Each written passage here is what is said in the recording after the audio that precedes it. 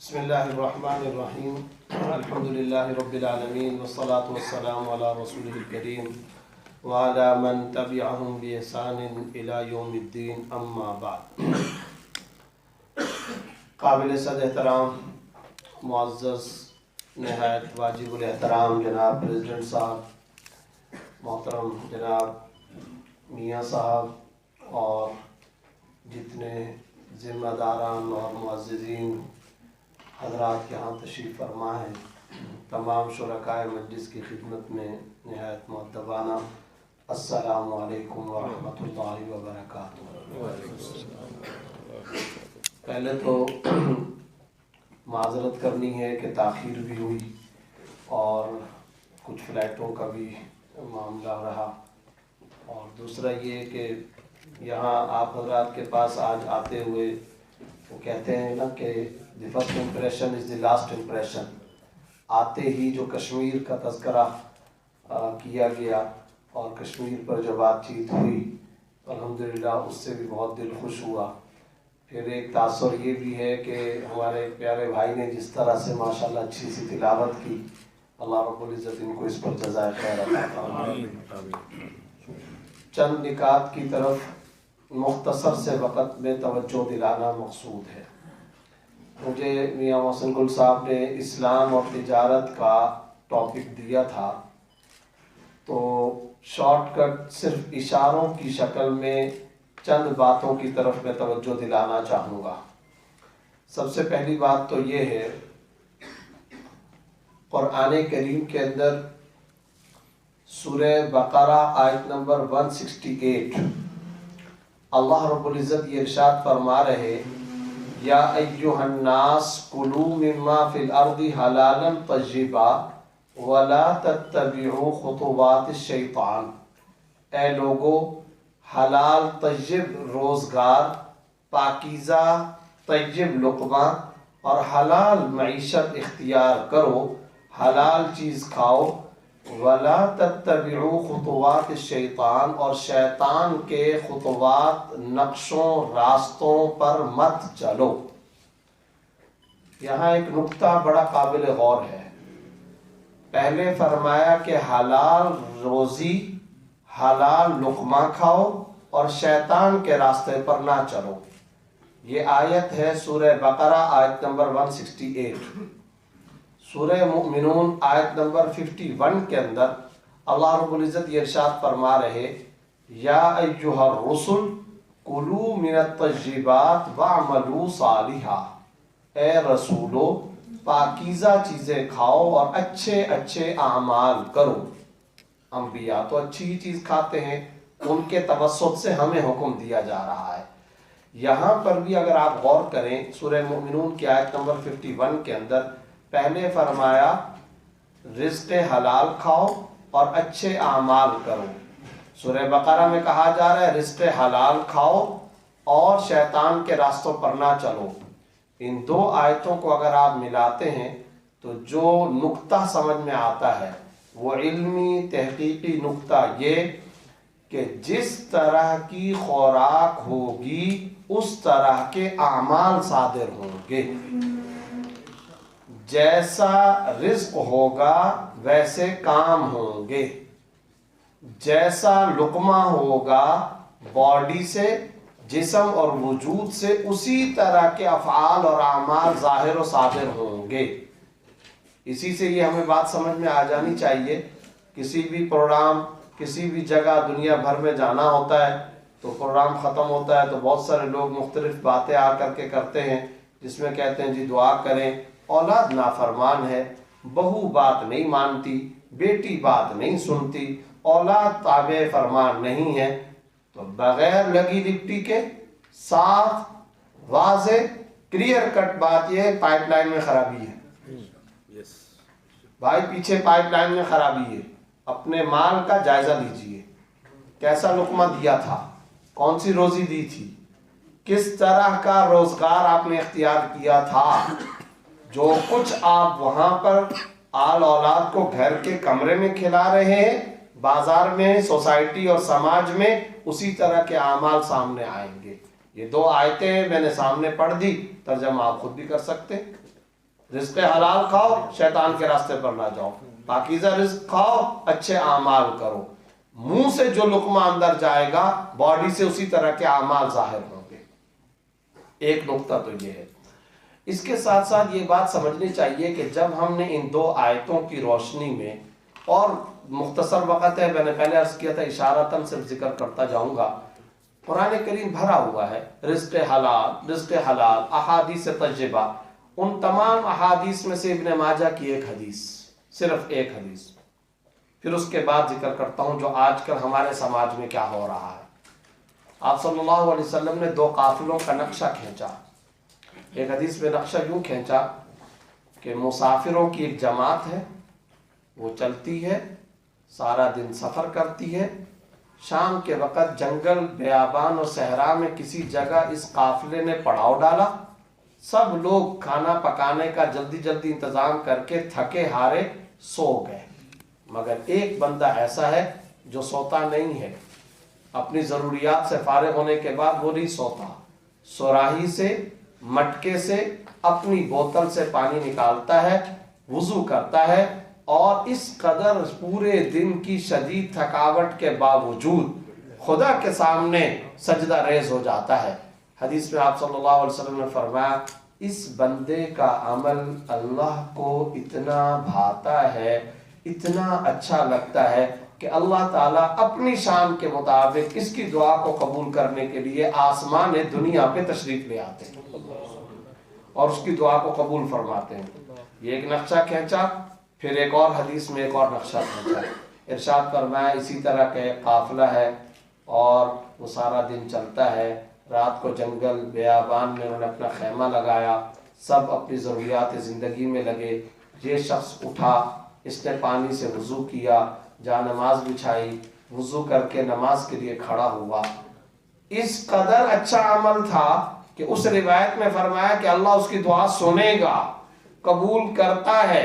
قبولیت کے لیے اللہ آسمان دنیا پہ تشریف لے آتے۔ یہ سب کچھ فرمانے کے بعد اب جس جماعت کا نقشہ کھینچا، فرمایا کہ اللہ رب العزت کی طرف سے جواب آتا ہے تیری کوئی دعا قبول نہیں۔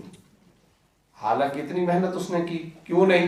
اب آپ صلی اللہ علیہ وسلم نے ابن ماجہ کی حدیث میں فرمایا مطعمہ حرام، مشربہ حرام، ملبسہ حرام۔ مطعم اس کا طعام حرام کا، مشرب پینا حرام کا، ملبس لباس حرام کا۔ فَأَنَّا يُسْتَجَابُ لَهُ فِي الدُّعَاء، اس کے جسم کے اندر حرام کا خون گردش کرتا ہے، اس کی دعا کیسے قبول ہو سکتی ہے؟ تو آپ نے دیکھا بے شمار لوگوں کی زبانوں پر ہوتا ہے دعا کیجئے، دعا کی درخواست، ہماری دعا قبول نہیں ہوتی، ہماری تو دعا نہیں قبول ہوتی، ہم مانگتے ہیں اللہ رب العزت ہماری دعا قبول نہیں کرتے۔ اور بھائی سب سے پہلی بنیادی کنڈیشن دعا کی قبولیت کے لیے یہ ہے اپنے روزگار، اپنی معیشت کا جائزہ لو، دیکھو کہیں حرام عنصر شامل تو نہیں ہو رہا۔ یہ ہے پہلا بنیادی نقطہ۔ اگر سماج میں اعمال کو ٹھیک کروانا ہے، اگر اولاد کی انشورنس پالیسی چاہیے، اگر اپنے مستقبل کو محفوظ کرنا ہے، اگر اپنے بڑھاپے کو انشور کرنا ہے، اگر اپنا دنیا کا اور آخرت کا بھلا، آل اولاد کا بھلا کروانا ہے، رزق، معاش اور روزگار کا جائزہ ضرور لیجیے، کہیں حرام انگریڈینٹ شامل تو نہیں ہو رہا۔ اور قبولیت دعا کی بھی پہلی سیڑھی اور پہلی کنڈیشن یہی ہے۔ اب جب یہ بات آ گئی کہ حرام مال کی اتنی نحوستیں، اتنی بربادیاں، اچھا آخرت میں تو ہوگا ہی ہوگا، اگر ظلم کے ذریعے سے مال کمایا ہے تو ایکسیڈنٹ، موذی مرض، بیماریاں، ہلاکتیں، اپنی موجودگی میں اپنی جوان اولاد کی اموات، خود کو مہلک بیماریاں، یہ سب کچھ دنیا کے اندر اس حرام مال کے اثرات ہوتے ہیں۔ خدا جانے اس کی برانچز کتنی نکلتی ہیں اور کیا کیا اس کے اثرات بد اور نحوستیں ہوتی ہیں۔ جب یہ ساری بات چیت ہوتی ہے تو ہمارے دماغوں میں ایک بات آتی ہے، حرام مال کی جو بات کسی نے کہی، یہ جتنی باتیں آ رہی ہیں، حرام مال تو وہ ہوتا ہے کہ کوئی خنزیر بیچے۔ ہم سمجھتے ہیں حرام مال کا مطلب ہوتا ہے کوئی شراب کی شاپ کھول کے بیٹھ جائے۔ ہم سمجھتے ہیں حرام مال کا مطلب یہ ہوتا ہے کوئی غیر ذبیحے کا گوشت بیچے۔ حرام مال ہم سمجھتے ہیں بدکاری کی کوئی آمدنی حاصل کر لے، ہم سمجھتے ہیں کہ یہ سب حرام آمدنی ہے. یقیناً یہ سب حرام ہے، اس میں کوئی شبہ نہیں. کوئی منشیات کی آمدنی ہے، کوئی شراب کی آمدنی ہے، کوئی زنا کی آمدنی ہے، خنزیر کی آمدنی ہے، غیر ذبیحہ گوشت کی آمدنی ہے، حرام مال کی آمدنی، یقیناً یہ حرام ہے. لیکن ایک بڑی خطرناک بات یہ ہے جس پر ہم سب کی توجہ نہیں ہوتی. ایک حرام مال تو یہ ان چیزوں کی خرید و فروخت، اور ایک اور حرام مال ہے جس میں ہم سب ملوث ہیں. اور وہ کون سا حرام مال ہے؟ مزدور سے لے کر کے حکمران تک. جب آپ کسی فیکٹری کے اندر مزدوری کے لیے معاہدہ کر کے لیبر کے طور پر نوکری حاصل کرتے ہیں تو ذرا بتائیے کیا ہوا؟ آپ کی طرف سے ٹائم کی، ان کے طرف سے تنخواہ اور اجرت کی باقاعدہ بات چیت ہوتی ہے، ایگریمنٹ ہوتا ہے. صبح 8 بجے آپ کی جاب شروع ہوتی ہے، شام 6 بجے آپ کی نوکری ختم ہوتی ہے. یہ جو 8 سے لے کر 6 تک آپ نے ٹائم دینے کا باقاعدہ ایگریمنٹ کیا، معاہدہ کیا، اب جو آپ کو تنخواہ ملے گی، جو اجرت اور پے ملے گی، وہ اس ٹائم کے اگینسٹ کے اندر ہے نا. تو اگر فرض کریں 8 بجے کے بجائے آپ 8:30 بجے گئے، شام 6 بجے آپ کی چھٹی ہونی تھی، آپ 5:30 بجے چلے گئے، تو صبح کا آدھا گھنٹہ اور وہ جو شام کا آدھا گھنٹہ تھا، یہ جو آپ نے کام نہیں کیا، اس کے مقابلے اور اگینسٹ کے اندر جو اجرت آئی ہے، اس کو دنیا کا کون سا مفتی حلال کہہ سکتا ہے؟ یہ حرام ہے، یہ ناجائز ہے. شراب کی آمدنی کے حرام ہونے کا سب کو پتہ چلتا ہے، اس حرام کا کسی کو نہیں پتہ چلتا اور احساس ہوتا. پروڈکٹ کی کوالٹی کے اندر یا کوانٹٹی کے اندر آپ نے کمی کی ہے، حرام ہے یہ. ٹھیکیدار اگر سریا، سیمنٹ، بجری، ریت، کنکر، سڑک بناتے ہوئے، پل بناتے ہوئے، عمارت بناتے ہوئے 2 نمبری سے کام لیتا ہے، حرام آمدنی اس نے حاصل کی ہے. اور ہمارے ہاں اس حرام کی طرف کسی کی توجہ ہی نہیں جاتی. مثلا سب کے دماغوں میں یہ بات بیٹھی ہوئی ہے، کوٹ کوٹ کر کے بیٹھی ہوئی ہے، بھائی یہ کون صاحب ہے؟ یہ تو پرائمری اسکول کے ٹیچر ہیں. پورے شرکائے مجلس میں سے پوچھ لیں، کسی کے دماغ میں بھی یہ بات نہیں آئے گی کہ پرائمری اسکول کا، ہائی اسکول کا جو ٹیچر ہوتا ہے، کیا اس کی بھی آمدنی حرام ہو سکتی ہے؟ ہمارے دماغوں میں کبھی آئے گا بھی نہیں. حرام ہوتی ہے اس کی بھی آمدنی، وہ خود کرتا ہے حرام. اس لیے کہ قوم کی سب سے زیادہ حساس اور سب سے زیادہ نازک، ویری سینسٹیو دنیا کی اگر کوئی امانت ہو سکتی ہے تو وہ امت مسلمہ کے معصوم بچوں کا ٹائم اور وقت ہے. مسجد کا مولوی صاحب، گاؤں کا ماسٹر ٹھیک ہو جائے، معاشرے میں خوشگوار انقلاب آ جائے. وہ بکریاں نہ چروائے، وہ ان کے ٹائم برباد نہ کروائے. امت کے بچوں کے پاس وقت ضائع کرنے کی عمریں نہیں ہیں. ایک ایک لمحہ آپ کے پاس امانت ہے. پھر آپ کا ڈیوٹی ٹائم کب شروع ہوا تھا، ختم کب ہوا تھا؟ اب آج تک اس شرکائے مجلس میں سے کسی کے بھی دماغ میں یہ بات نہیں آئی تھی کہ ایک اسکول کا ٹیچر، اس کی تنخواہ بھی حرام ہو سکتی ہے. اگر ایک قرآن کریم پڑھانے والا ہے، اگر وہ اپنی ڈیوٹی ٹائم کے اندر اونچ نیچ کرتا ہے، اس کے مقابلے میں جتنی اجرت جائے گی وہ حرام ہے. ایک فیکٹری کا آدمی ہے، اچھا اسی طریقے سے کپڑے کا کام کرتا ہے یہ آدمی، ہم سوچتے ہیں اس میں تو کوئی حرام بات ہی نہیں ہے. یہ تو سرکاری ہسپتال کا ڈاکٹر ہے، اس میں حرام بات کیا ہے؟ اس میں تو کوئی حرام بات نہیں ہے. وہ اپنے کام کو کوالٹی کے اعتبار سے کمی کر کے، کوانٹٹی کے اعتبار سے کمی کر کے، وعدے کو پورا نہ کر کے، ٹائم کو پورا نہ کر کے اپنی ملازمت کی آمدنی اور تنخواہ کو حرام کرتا ہے. یہ وہ حرام ہے جس میں ہم سب کے سب ملوث ہیں. کوئی کوالٹی کے اعتبار سے ملوث ہے، اور باہر ہم نے ایک سیمپل بھیجا، اس کا ایک نمونہ دیا، ہم نے ایک ان کو دکھایا. یہ ایک ہی وقت کے اندر 3-4 چیزیں جمع ہوئی ہیں. نمبر 1 وعدہ ہو گیا. جب آپ سیمپل دکھاتے تو آپ ایک ایگریمنٹ کرتے ہیں، ہم اس کے مطابق آپ کو چیز دیں گے. یا آپ نے ایک ایگریمنٹ کیا ہے، آپ نے ایک وعدہ کیا ہے، پھر آپ نے اس وعدے کے مطابق، اگر آپ نے اس کے مطابق، سیمپل کے مطابق چیز پروڈکٹ تیار نہیں کی تو صرف یہ نہیں ہے کہ آپ نے وعدے کو توڑا، بلکہ وہ جو آپ کو پیسے دے رہا تھا نا، وہ پیسے تو اس چیز کے دے رہا تھا، اس کے نہیں دے رہا تھا. اس 2 نمبر والی چیز کے پیسے نہیں دے رہا تھا.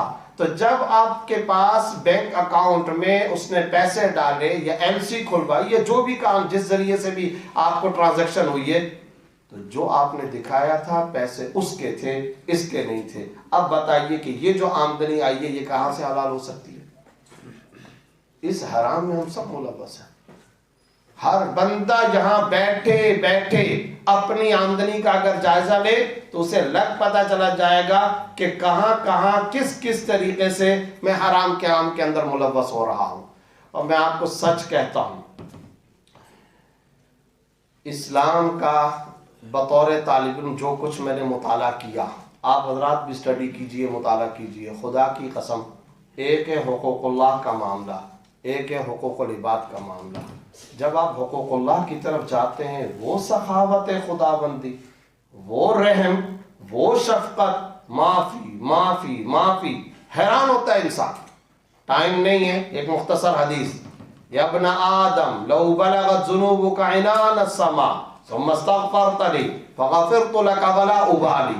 اے آدم کے بیٹے، تو نے گناہ کیے، تیرے گناہوں سے زمینیں بھری، خلائیں بھری، فضائیں بھری، آسمان بھرے، اور زمین و آسمان کے سپیس بھر گئے، ایک آسمان، دوسرا، تیسرا، چوتھا، سارے آسمان بھر گئے، تو گناہوں سے باز نہیں آیا.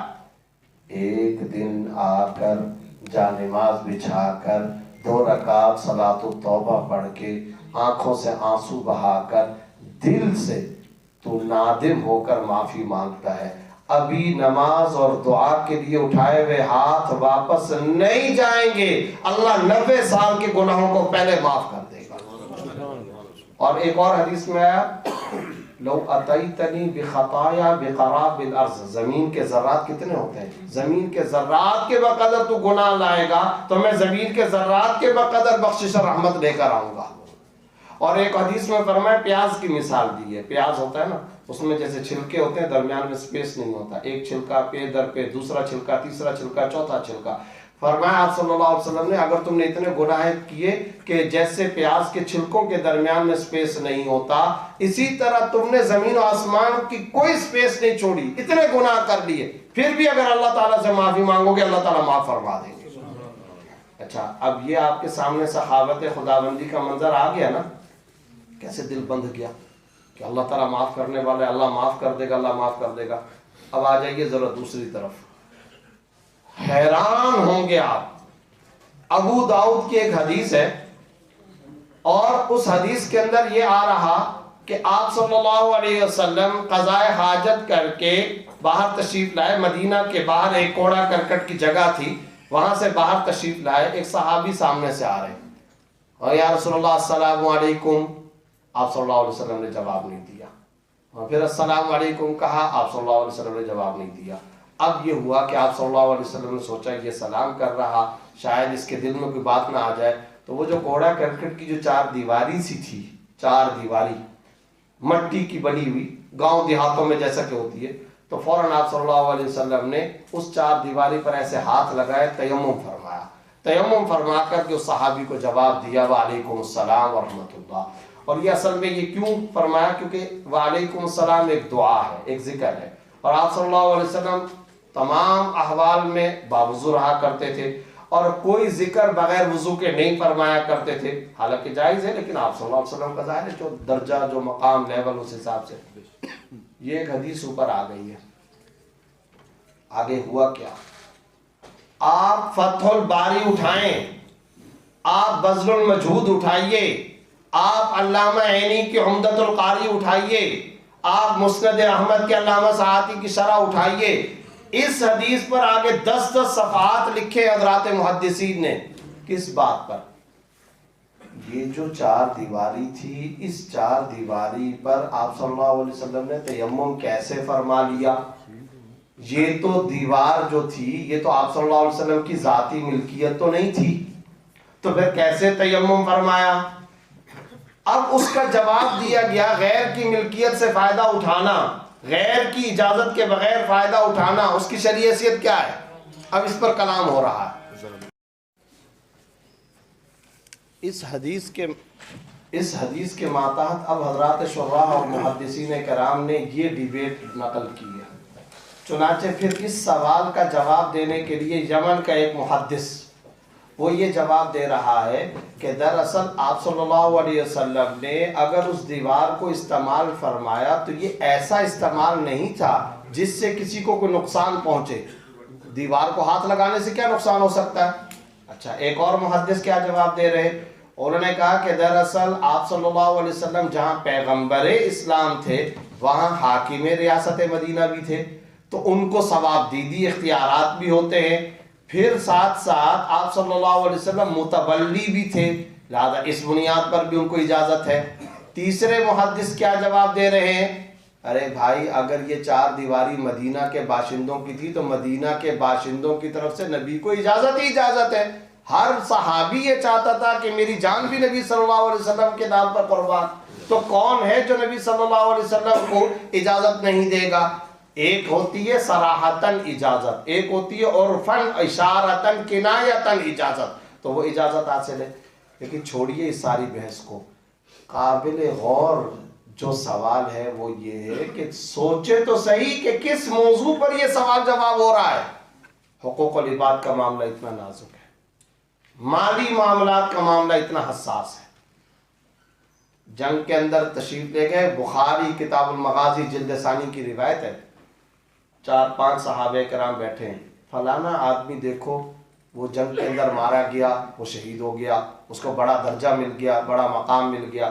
قریب سے آپ صلی اللہ علیہ وسلم گزرتے ہیں اور گزرتے ہوئے کان میں بات پڑی، وہیں رک کر کے فرمایا تم یہ کہہ رہے ہو کہ فلانے کو بڑا درجہ اور مقام مل گیا، میری آنکھیں تو یہ دیکھ رہی ہے ان شملۃ التي لم تصبها المقاسم لتشتعل علیہ نارا.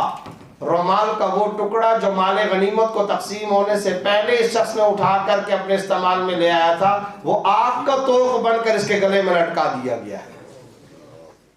مال غنیمت کا قانون یہ ہوتا ہے کہ جب جنگ کے بعد مال جمع ہوتا ہے تو سپہ سالار، کمانڈر، خلیفۃ المسلمین، اس کے متعین حصے جو قرآن کریم کے 10ویں پارے میں اللہ نے بیان فرما رکھے، بیت المال میں اتنا جائے گا، مجاہدین کو اس طرح تقسیم ہوگا، وہ حصے جب تک تقسیم نہ ہو کوئی شخص کسی بھی مال کو ذاتی طور پہ استعمال نہیں کر سکتا. تو آپ صلی اللہ علیہ وسلم یہ ارشاد فرما رہے ہیں. حیران ہوں گے آپ، غنیمت کے اونٹ کھڑے، فرمایا اگر کسی نے مال غنیمت میں، مال غنیمت سے مراد قومی مال جس میں دوسرے لوگوں کا رائٹ اور حق ہو، اگر کسی نے اس اونٹ کے بال کے بقدر بال کھینچا، اس اونٹ کی جسم اور کھال پر جو بال ہے اس بال کے بقدر بھی اگر کسی نے خیانت کی تو اس کو یہ عذاب بھگتنا پڑے گا.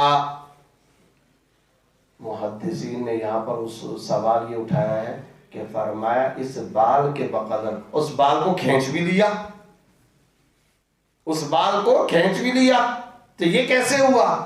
تو اس کا پھر کچھ لوگ جواب یہ دے رہے ہیں کہ نہیں، وہ جو بال تھا اس کو کھینچا نہیں تھا بلکہ اپنی اس انگلی پر اپنے اس بال کو رکھا کہ اس بال کے بقدر بھی اگر کسی نے خیانت کی تو اس کو یہ سزا بھگتنی پڑے گی.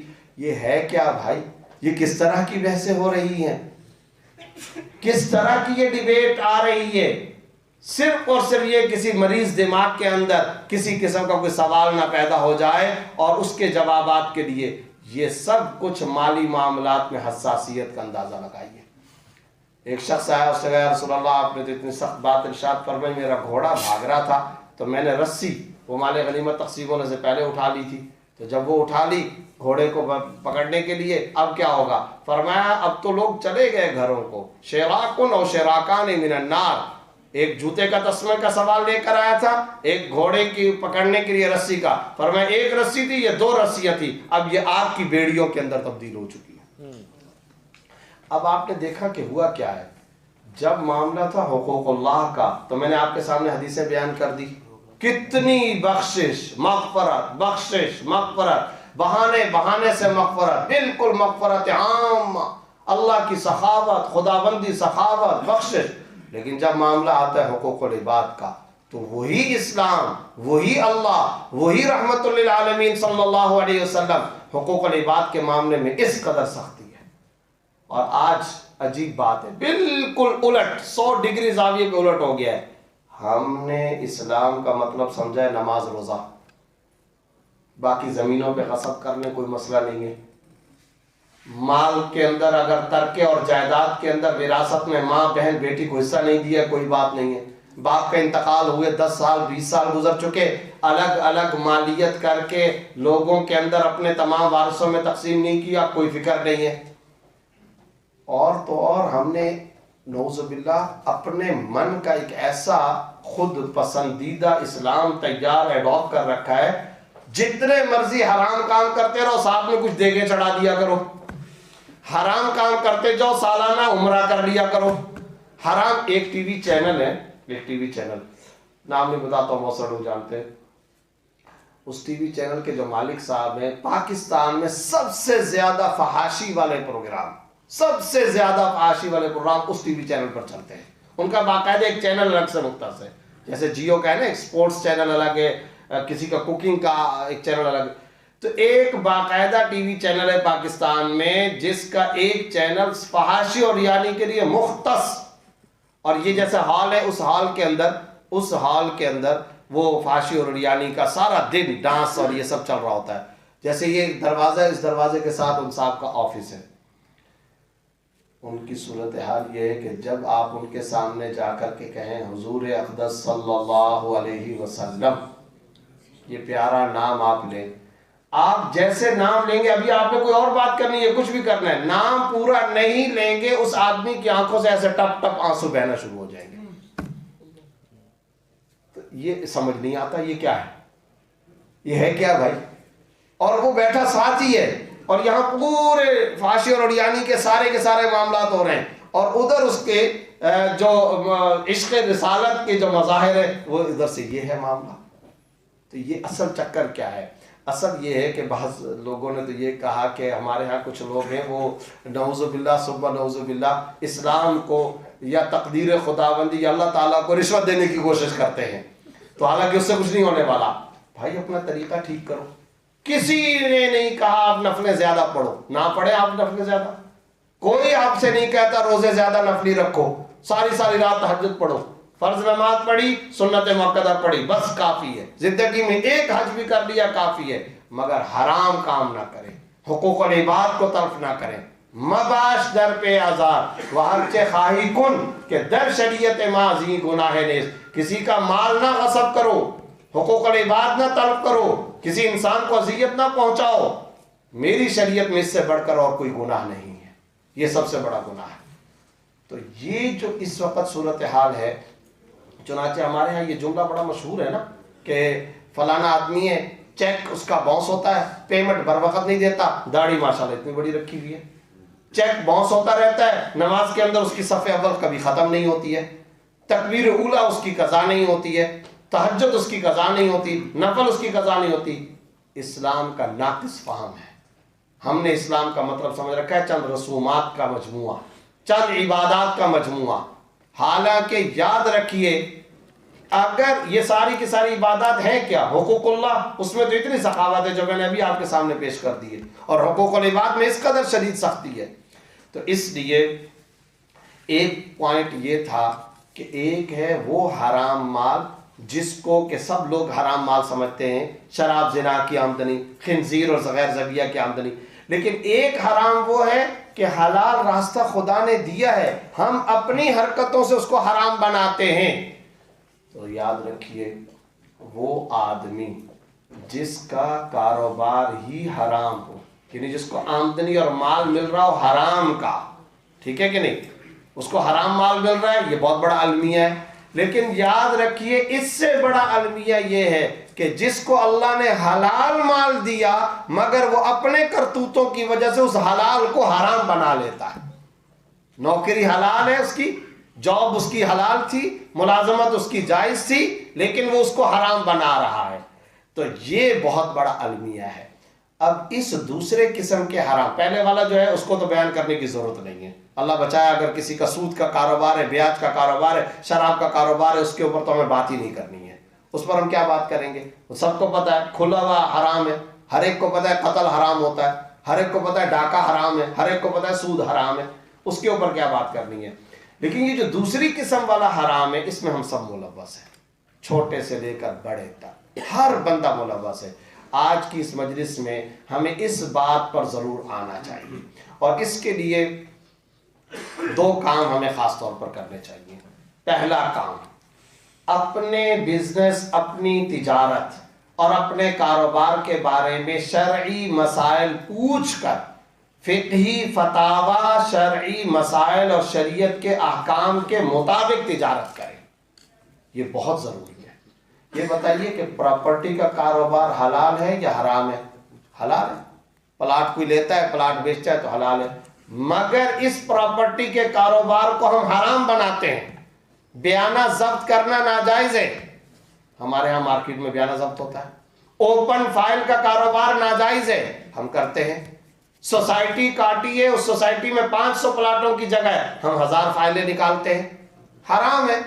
جب تک پلاٹ کم از کم اسٹریٹ نمبر، گلی نمبر، نقشے کی حد تک متعین نہ ہو، آپ اگر اس کو بیچیں گے ناجائز ہے۔ اب دیکھیے ظاہری طور پر معاشرے میں کیا، ان کا پراپرٹی کا بزنس ہے جی، ان کا اسٹیٹ ایجنسی کا کاروبار ہے، ہم سمجھتے ہیں بالکل حلال ہے، لیکن اگر یہ سارے کے سارے کام ہم کر رہے ہیں تو اس پراپرٹی والے حلال کام کو ہم خود حرام بنا رہے ہیں۔ قسطوں کے کاروبار پہ آ جائیے، ایک چیز نقد سستے داموں میں، وہی چیز ادھار مہنگے داموں کے اندر بیچنا اور خریدنا شرعاً جائز ہے۔ میرا یہ موبائل ہے، اگر نقد میں خریدو گے بھائی میں 10,000 روپے میں بیچوں گا، اور اگر آپ ادھار میں خریدو گے میں یہی موبائل 15,000 روپے میں بیچوں گا، جائز ہے۔ It is allowed in the light of the Quran and Sunnah. Doesn't matter. کوئی اس کے اندر ناجائز بات نہیں ہے۔ لیکن اب اس حلال کام کو ہم حرام کیسے کرتے ہیں؟ سارے الیکٹرونکس مارکیٹ والے، سارے قسطوں کے کاروبار والے اس حلال بزنس کو وہ حرام کیسے کرتے ہیں؟ دو شرطیں لگا کر۔ نمبر 1، پیسے کی ادائیگی کی مدت طے نہیں کی جاتی، مدت نہیں طے کرتے، یہ بالکل غلط ہے۔ دوسرا جو حرام کام ہے، اگر کسی وقت وہ قسط کے اندر ڈیلے کر دے، تاخیر کر دے یا بر وقت پیسے ادا نہ کر سکے تو جو اضافی رقم لگائی جاتی ہے، پینلٹی جو لگائی جاتی ہے، جرمانہ جو لگایا جاتا ہے، یہ پینلٹی، اضافی رقم، جرمانہ سود ہے، یہ حرام ہے۔ اب آپ کا فریج کا اچھا خاصا کاروبار تھا، واشنگ مشین کا اچھا خاصا کاروبار تھا، گھڑیاں بیچنے کا اچھا خاصا آپ کا کاروبار تھا، الیکٹرونکس اشیاء کا اچھا خاصا کاروبار تھا، موبائل فون بیچنے کا کاروبار تھا، لیکن اگر آپ نے قسطوں کے اندر کے ان دو شرطوں کا خیال نہیں رکھا، آپ نے اپنے حلال کو حرام کر دیا ہے۔ ڈاکٹر اگر سیمپلز فروخت کرتا ہے، حرام کرتا ہے۔ اگر اپنے مریضوں کو کمیشن کی بنیاد پر دوائیاں لکھ کر کے دیتا ہے، حرام کرتا ہے۔ اگر وہ صرف اور صرف باہر کے دوروں کے لیے، وزٹ کے لیے، کچھ اپنی کمپنیوں کی طرف سے اپنے اسکیموں کے لیے، گفٹ کے لیے، غیر ملکی دوروں کے لیے اگر وہ دوائیاں لکھتا ہے، دہشت گردی کرتا ہے، حرام کام کرتا ہے، ناجائز کام کرتا ہے، طبیب کی اخلاقیات کی دھجیاں بکھیر رہا ہے، ناپ تول کے اندر کمی ہے، ٹھیکیدار ہے، اگر وہ بجلی ساز و سامان کے اندر کمی بیشی کرتا ہے تو حرام کرتا ہے۔ میں بار بار عرض کر رہا ہوں، جو بندہ بھی اپنے کاروبار کا جائزہ لے گا، اس طرح کے حرام کے اندر ہم سب کے سب ملوث ہیں، اس کا ضرور جائزہ لینے کی ضرورت ہے۔ برائے کرام، صرف شراب کی آمدنی حرام نہیں ہوتی ہے، کپڑے کا کاروبار بھی حرام ہوتا ہے، صرف اور صرف خنزیر کی آمدنی حرام نہیں ہوتی ہے، بلکہ اگر آپ کی فیکٹری ہے، اکوپمنٹ کی فیکٹری ہے، اس کے اندر اگر آپ گڑبڑ دو نمبری کرتے تو حرام۔ اگر آپ مزدور ہیں، ٹائم پر وقت پر نہیں آتے، اور بر وقت آپ نہیں، چھٹی کا ٹائم، آنے کا ٹائم فکس ہے نہیں، تو پھر جتنا آپ نے ٹائم وہاں نہیں گزارا اس کے اگینسٹ میں جتنی ملازمت کی جو اجرت آئے گی وہ حرام ہے، ناجائز ہے۔ اس حرام کی طرف ہم سب کو توجہ دینے کی ضرورت ہے۔ یہ بہت بڑا مسئلہ ہے، بہت بڑا معاملہ ہے۔ ہمارے ہاں بزنس کے اندر، سیالکوٹ کے اندر تو ماشاءاللہ تاجر برادری کی کثرت ہے، اور یہاں پر بہت سارے لوگوں کے معاملات ہیں۔ ایک صاحب نے مجھے فون کر کے کہا کہ جی میرا کام جائز ہے ناجائز ہے؟ میں نے کہا جی کیا کام؟ یہاں سیالکوٹ سے کال آئی تھی، کہنے لگے کہ وہ جو نائکی ہے نا، نائکی والا، تو اس کا جو وہ نشان ہوتا ہے وہ تو اصل ہوتا ہے نشان، جس کا ہے سو ہے، لیکن میرا کام یہ ہے کہ میں اس کی نقل یعنی کاپی بناتا ہوں اور وہ بنا کر کے اس کو وہ میں دیتا ہوں۔ بتائیے کیسے جائز ہو سکتا ہے؟ کیسے اس کو جائز کہا جا سکتا ہے؟ سارا دن یہی کام ہے، ایک اور صاحب نے فون کیا اور نے کہا کہ میں ٹھپے لگاتا رہتا ہوں سارا دن, میری نوکری یہ میڈ ان چائنا یا میڈ ان جاپان بن رہی ہے سیالکوٹ کے اندر وہ چیز, تو وہ حرام ہے. وہ ملازمت جو کر رہا ہے تو وہ حرام کام کر رہا ہے. اب ظاہری طور پر تو ہم صرف اور صرف سمجھتے ہیں کہ جناب علی ڈاکے کی اور چوری کی جو آمدنی ہوگی وہی حرام ہوگی. اس طرف ہم سب کو بہت زیادہ متوجہ ہونے کی ضرورت ہے. آخری دو باتیں ہیں عرض کر کے پھر ٹائم بھی ختم ہونے والا ہے. پریزیڈنٹ صاحب نے بھی ایک سوال بھیج دیا ہے. ایک تاجر کو سوشل ورکر تاجر ہونا چاہیے. ایک بزنس مین کو, مسلمان بزنس مین وہ ہوتا ہے جو رفاہی ہوتا ہے, جو سماجی ہوتا ہے, جو فلاحی ہوتا ہے. اس میں آپ کو دو طرفہ فائدے ہوں گے. ہمارے اینکر تھے جیو پر, میں ان کے ساتھ تھا, آپ نے بہت عرصہ کام کیا, آپ سب حضرات جانتے ہیں, اللہ تعالیٰ ان کے درجات بلند کرے, جنید جمشید شہید رحمۃ اللہ علیہ. تو ان کا, ہمارے ایک اور دوست ہے سہیل خان صاحب, ان کے ساتھ جے ڈاٹ کا جو بزنس تھا, تو ہمارے استاد مولانا مفتی محمد تقی عثمانی صاحب کے پاس وہ گئے. تو انہوں نے فرمایا بھائی تمہارے بزنس کی کامیابی کے لیے میں تمہیں کچھ نسخے بتاتا ہوں, ایک دو پہلے تو یہ بتایا شرائط ہیں وہ کر لو. اس کے بعد آخر میں ایک نقطہ جو میں آپ حضرات کو بھی بطور تحفہ دینا چاہتا ہوں, وہ یہ ہے کہ ہر بندہ اپنی آمدنی میں ایک اور کو پارٹنر بنائے.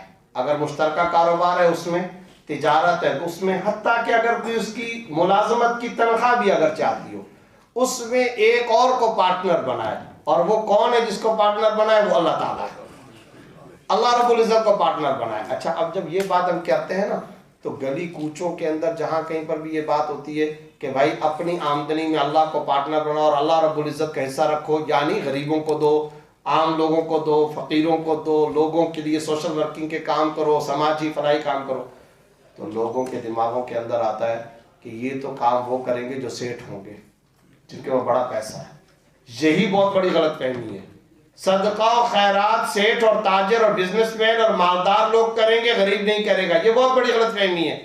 وجہ اس کی یہ ہے کہ بھائی یہ جو بات ہے کہ مالدار لوگ صدقہ و خیرات کریں گے, وہ مال اتنا ہوگا, اتنا وہ مال, یہ جو 99 کا معاملہ ہے نا, کوانٹٹی کا جو معاملہ ہے, اتنا پیسہ اتنا پیسہ, یہ میرا اور آپ کا معاملہ ہے. اللہ کا یہ معاملہ نہیں ہے.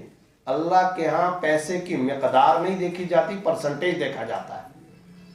پرسنٹیج, سارا اسلام کا نظام پرسنٹیج پر چلتا ہے. 2.5% زکوٰۃ, پرسنٹیج, عشر, جو فصل ہوتی ہے نا اس کا 10واں حصہ. اور اگر بارانی زمین ہے تو آپ کو پتہ ہے اس میں عشر, اور اگر خود والی زمین ہے تو 20واں حصہ. پرسنٹیج کیا مطلب, what is the meaning percentage? ذرا اس نقطے کو سمجھیے. ایک آدمی ہے جس کی 1 کروڑ روپے آمدنی ہے, وہ اس میں سے 1 لاکھ روپے صدقہ کرے.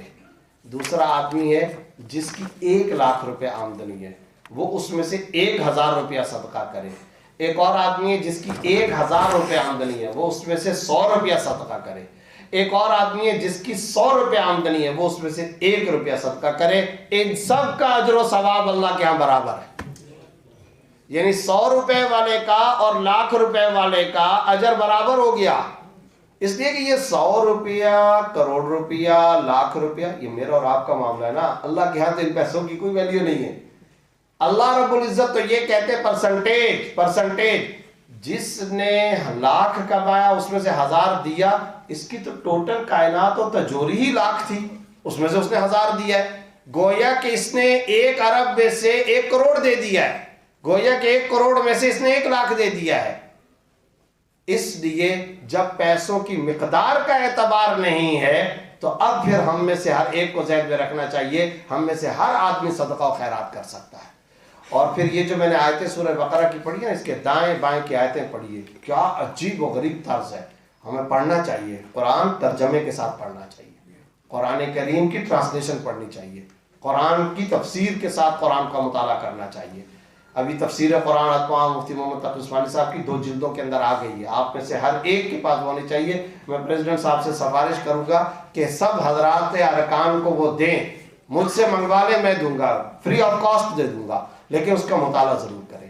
آسان ترجمہ قرآن الگ سے آ چکا ہے. بہت سارے لوگوں کے دماغوں کے اندر یہ ہوتا ہے کہ ہم ترجمہ یا تفسیر اٹھاتے ہیں تو اردو بڑی بھاری اور ثقیل اور مشکل ہوتی ہے. اس کا نام ہی آسان ترجمہ قرآن ہے, اور تفسیر آ گئی ہے سورہ آل عمران تک, اس کا نام ہی ہے آسان تفسیر القرآن. آسان, بالکل سمپل, ہمارے عام گلی کوچوں کے اندر جو اردو بولی جاتی ہے اس کے مطابق. قرآن کریم کے اندر اللہ رب العزت اسی سورہ بقرہ سورہ نساء کے اندر کیا فرما رہے ہیں؟ یمحق اللہ الربا ویربی الصدقات، اللہ فرما رہے سود کو میں مٹاؤں گا، صدقے کو بڑھاؤں گا۔ سود پر استوار اسٹیٹ کی معیشت ہوگی، وہ ملک برباد ہوگا، پوری دنیا کی اکانومی ہوگی تو بھی برباد ہوں گے۔ بھینسیں چلیں گی ان کی فیکٹریوں کے اندر، آج تم کو چکا چوند نظر آ رہے ہیں، عنقریب تباہ ہونے والی ہے۔ فٹ پاتھ پر آئے گا بیاج کا کاروبار کرنے والا، خود آئے گا، اپنی زندگیوں میں آئے گا، اس کی آل اولاد آئے گی۔ اللہ کا وعدہ ہے، کسی مفتی مولوی کی بات نہیں ہے، خود اللہ نے کہہ رکھا ہے میں مٹا کے رہوں گا اور صدقے کو میں بڑھاؤں گا۔ اور صدقے کے لیے ترغیب دیتے ہوئے ایک اور جگہ بڑی عجیب آیت ہے، وہ آیت تو بڑی حیران کن، میں پڑھتا ہوں تو حیران ہوتا ہوں کہ اللہ کا کیا عجیب تکلم کا انداز۔ من یقرض اللہ قرضا حسنا، مجھے قرضہ کون دے گا؟ حالانکہ سارا کچھ دیا ہوا اللہ ہی کا ہے، اور اللہ تعالیٰ فرما رہے میں قرضہ مانگتا ہوں تم سے، مجھے قرضہ دے دو۔ اور پھر آگے فرما رہے فَيُضَاعِفَهُ لَهُ أَضْعَافًا كَثِيرًا، میں یہ کروں گا کہ کئی گنا بڑھا چڑھا کر کے تم کو اس کا ریٹرن دوں گا۔ تو ہمیشہ بخاری کی حدیث ہے فَشُوبُوا بَيْعَكُمْ بِالصَّدَقَةِ، تجارت کو صدقے کے ساتھ مخلوط کر دو، تجارت کو صدقے کے ساتھ مخلوط کر لو۔ ہم 4 آدمی مشترکہ کاروبار، ایک پارٹنر اللہ کو بنایا، جس کاروبار میں اللہ تعالیٰ پارٹنر ہو جائے وہ کاروبار نقصان میں آ سکتا ہے؟ کبھی بھی نہیں آ سکتا۔ اس لیے آج ہم سب یہاں بیٹھے ہوئے اس بات کا عزم کریں کہ ہم اپنی آمدنی کا ایک حصہ، مخصوص مقدار، مخصوص پرسنٹیج والا حصہ بزنس کے ذریعے ہو، فصل کے ذریعے ہو، زراعت کے ذریعے ہو، نوکری اور ملازمت کے ذریعے ہو، تجارت اور بزنس کے ذریعے میں اللہ کے راستے کے اندر خرچ کروں گا۔ اس کا ہم سب کے سب عزم کرنے۔ اور آخری بات یہ عرض کرنی ہے کہ مولانا روم رحمۃ اللہ تعالی علیہ فرمایا کرتے تھے کہ مومن کے لیے مال کی جو مثال ہے وہ مثال کشتی کی ہے۔ اگر کشتی اور پانی دونوں کا آپ توازن دیکھیں، اگر کشتی سمندر کے اندر ہے اور پانی دائیں بائیں ہے تو اب یہ کشتی چلتی رہے گی، لیکن اگر ایک سوراخ ہو گیا اور یہی پانی اس کشتی کے اندر آ گیا تو جو پانی اب تک اس کی حیات و زندگی کا ذریعہ تھا وہی پانی اب اس کی تباہی اور ہلاکت کا ذریعہ ہے۔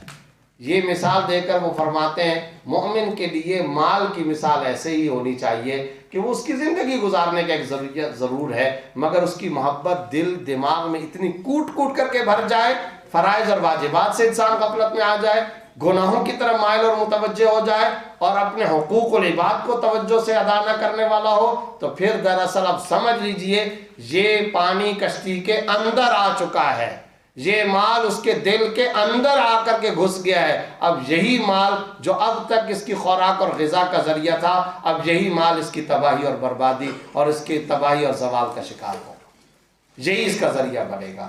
اللہ رب العزت ہم سب کو اس کی توفیق عطا فرمائے، اور جو نکات آپ حضرات کے سامنے پیش کیے گئے اللہ تعالی ہم سب کو اس پر عمل کرنے کی توفیق عطا فرمائے۔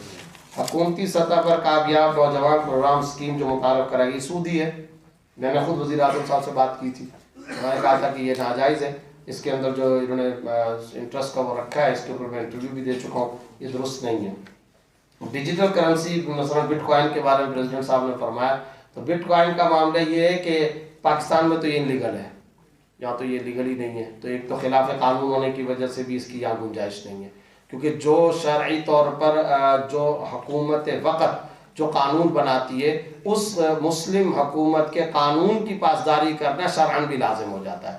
دوسرے نمبر پر ابھی مفتیان کرام میں عرب سکالرز کے اندر بٹ کوائن کے بارے میں تحقیق چل رہی ہے، تو بہت سارے علماء کی یہ رائے اب تک سامنے ہے کہ جو کرنسی کی ڈیفینیشن ہوتی ہے، کرنسی کی جو تعریف وہ بٹ کوائن پر ابھی تک صادق نہیں آتی۔ یہ ریاضیاتی فارمولے ہیں کچھ، اور یہ ریاضیاتی کچھ ڈیجٹس ہیں جس کے ذریعے سے اس کو ایک فرضی کرنسی بنائی گئی ہے، تو ایک تو اس کے اوپر کرنسی کی یہ تعریف صادق نہیں آتی۔ تیسرے نمبر پر ایک بات یہ کہ اب تک آپ نے دیکھا ہوگا کہ بین الممالک قرضوں کا لین دین یا ملکوں کا ٹریڈ آپس کے اندر، ایک اسٹیٹ دوسرے اسٹیٹ سے بٹ کوائن کے اندر، یہ ابھی تک شروع نہیں ہوا، یہ بھی اس کو مشکوک بناتا ہے۔ اس لیے 3-4 باتوں کو سامنے رکھتے ہوئے فی الحال اس کے جواز کا فتویٰ نہیں دیا گیا۔ جی مفتی صاحب ایک اور سوال ہے کہ فیڈرل شریعت کورٹ نے سود کو حرام قرار دیا، मगर अभी तक पाकिस्तान सुप्रीम कोर्ट में सूद के मामले पर स्टे है और हुकूमत को ये बात कर चुके हैं। आपको पता है ये 2002-03 के अंदर मियाँ साहब के दौरे हुकूमत के अंदर ही ये मामला था कि यूबीएल को सामने करके स्टे पर चल रही है, वरना तो उन्होंने बाकायदा ऑर्डर दे दिया था। ऑर्डर देने के साथ साथ फिर बाकायदा गवर्नमेंट ने टाइम मांगा था और उसमें कहा था कि हमें इतना टाइम दे दें ताकि हम मईशत को इस्लामाइजेशन की तरफ लेकर के जाएं और उसके लिए हमें टाइम दरकार है। कोर्ट ने उनसे टाइम पूछा, जो टाइम दिया गया उससे भी अब 12-12, 14-14 साल ऊपर हो चुके हैं। असल बात यह है कि मन अपना पुराना पापी है, हम नहीं ठीक होना चाहते।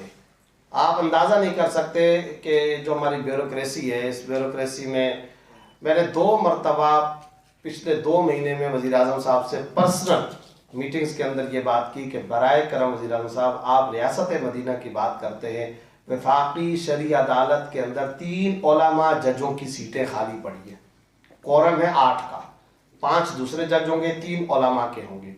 तो मैंने अर्ज़ किया कि बराए करम इसको आप करें और इसको फौरी तौर पे वो करें। खुला का बहुत बड़ा इशू है पाकिस्तान के अंदर, एक तरफा अदालती खुला शरअन मोतबर नहीं होता, ये बहुत बड़ा इशू है, इतना बड़ा इशू है जिसकी कोई हद नहीं। यानी आमतौर पे औरतें चली जाती हैं कोर्ट्स में, वहाँ पर वो एक तरफा अदालती खुला ले लेती हैं और फिर उसकी बुनियाद पर औरत दूसरी जगह निकाह कर लेती है, हालांकि वो अब तक पहले शौहर की बीवी चली आ रही है, शरअन वो अभी तक पहले शौहर की बीवी है। खुला के लिए चारों इमामों का कंसेंसस है इस बात पर, जब तक शौहर राजी ना हो खुला नहीं हो सकता। हमने कहा बाबा खुला ख़त्म करो, तनसीख निकाह पर लेकर के आओ, ये मसला है। इसके अलावा सूद का मसला है, कई सारे और मसाइल हैं, वो कोरम ही नहीं पूरा होने देते। वफाकी शरी अदालत के अंदर उन जजों का 3 जजों की सीटें खाली हैं, लेकिन वो पूरा नहीं करते।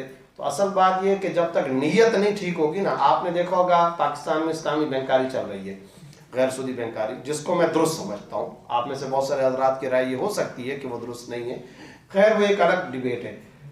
लेकिन आप हैरान होंगे आप ये बात सुनकर कि स्टेट बैंक इस्लामी मुल्कों में इस्लामी बैंकारी को की इजाज़त देने वाला पाकिस्तान ये शायद सबसे आखिरी वाला मुल्क है। अमेरिका में पहले आई है, बरतानिया में पहले आई है, अमेरिका में लारिबा पहले आया, लबैक पहले आया और कनाडा में पहले आया, बरतानिया में पहले आया। तो असल बात ये कि जो हमारा काला अंग्रेज है ना, ये बाज़ औक़ात गोरे अंग्रेज से ज़्यादा ख़तरनाक होता है। हम वो वाली चीज़ लेते हैं जब पहले वहाँ पर आए, तब उसके बाद हम उसको लेंगे। तो ये मसाइल तो हैं, अब क्या करें, अल्लाह खैर कमाऊँगा। जी मुफ्ती साहब, इंश्योरेंस पॉलिसी के हवाले से एक दोस्त ने पूछा है कि अपनी राय काइंडली थोड़ी सी बताएं। देखिए, इंश्योरेंस चाहे ये जो अशिया का इंश्योरेंस किया जाता है या लाइफ इंश्योरेंस है, तो हम तो शरअन इसको नाजायज़ समझते हैं, बल्कि हम क्या बल्कि तमाम के तमाम मसाले का इस पर कंसेंसस है, ये नाजायज़ है। इसमें सूद भी है, गरर भी है, क़िमार भी है। सूद, गरर, क़िमार, इन 3 क़िमार का मतलब जुआ, ये पैसा लगाए या तो ये भी डूबेगा या अपने साथ मजीद को भी लेकर के आएगा, इसको जुआ कहते हैं। तो इन 3 बुनियादों पर यह नाजायज़ है। अलबत्ता इसका एक मुतबादल अरब उलमा ने पेश किया जो पाकिस्तान में भी काफ़ी आ रहा है, वो है तकाफुल के नाम से। तो बाज़ शोबों के अंदर तकाफुल मॉडल आ चुके हैं, उसकी शरअन गुंजाइश है, मगर इंश्योरेंस की गुंजाइश नहीं है। एक सवाल है कि अगर किसी का शोहर एक ही दफ़ा 3 तलाक़ें दे दे तो तलाक वाक़या हो जाती है या कंसिडर होगी? मेरा ख्याल ये है कि बड़े इख्तलाफी मसले पूछे जा रहे हैं। देखिए जी, इसमें डिफरेंस ऑफ ओपिनियन हो सकता है, किसी की कोई राय हो सकती है। जाहिर है कि हम अपनी एक राय पेश करेंगे, ना मुनाजरे की ये मजलिस है और ना वो है। चारों इमामों का इस बात पर इत्तफाक है, चारों इमाम अबू हनीफा, इमाम मालिक, इमाम शाफी, इमाम अहमद बिन हंबल रहमहुल्लाह, एक वक़्त में 3 तलाक़ें देने से तीनों तलाक़ें वाक़े हो जाती हैं, निकाह ख़त्म हो जाता है, बीवी शौहर पर हराम हो जाती है, फिर रुजू नहीं हो सकता, शरई हलाला के बगैर दोबारा आपस में निकाह भी नहीं हो सकता। हमारे यहाँ पाकिस्तान में एक अहले हदीस मकतबा फ़िक्र है, ज़ाहिर है कि हमारे प्यारे मुसलमान भाई हैं, मुवाहिदीन भाई हैं, उनका मौक़िफ़ और नुक्ता नज़र इस सिलसिले में ये है कि एक वक़्त में 3 तलाक़ देने से 3 तलाक़ें वाक़ई नहीं होती, बल्कि एक ही होती है। इसमें दलाइल तो बहुत सारे हैं, मैं सिर्फ 1-2 छोटी सी बातें अर्ज़ करना चाहता हूँ। हमारे यहाँ एक वक़्त में 3 तलाक़ देना यह है क्या? नाजायज़ है। ایک وقت میں 3 طلاق دینا ناجائز ہے. اور میں نے کیا لفظ بولا؟ ناجائز، گناہ، حرام. بخاری کی حدیث میں آتا ہے جب کوئی شوہر اپنی بیوی کو 3 طلاقیں دیتا ہے تو عرش الرحمان ہل جاتا ہے، خدا کا عرش ہل جاتا ہے. اچھا جب یہ بات ہے نا کہ کہا جاتا ہے ناجائز ہے ناجائز ہے ناجائز ہے، تو اس کا مطلب کیا ہے؟ بعض لوگ اس کا مطلب یہ سمجھتے ہیں دیکھو بھئی ناجائز ہے تو واقع نہیں ہوگی نا، پھر یہ کاؤنٹیبل نہیں ہوگی، پھر یہ واقع نہیں ہوگی کیونکہ ناجائز ہے، گناہ ہے تو یہ نہیں ہوگی، صحیح ہے، یعنی یہ کاؤنٹ ہی نہیں ہوگی. تو ہم کہتے ہیں ناجائز کا یہ مطلب نہیں ہے. ناجائز کا مطلب یہ ہے کہ وہ طلاق تو واقع ہو جائے گی. مثال آپ نے گولی چلائی، پرندے کو مارنا چاہ رہے تھے، نہیں مار رہے، نہیں لگی، اس کی جگہ پر انسان کو گولی لگی، یہ کام اچھا ہوا یا برا ہوا؟ سب کہیں گے برا ہوا، آپ بھی کہیں گے، میں بھی کہوں گا برا ہوا بھائی، برا ہوا برا ہوا، جتنا کہیں جتنی مذمت کرنا چاہیں کر لیں، برا ہوا. لیکن کیا اس کا یہ مطلب ہے کہ برا ہوا تو بندہ مرا ہی نہیں ہے؟ اور بھائی وہ بندہ تو مر گیا ہے. ٹھیک ہے کہ نہیں؟ زنا اچھا ہوتا ہے یا برا ہوتا ہے؟ برا ہوتا ہے.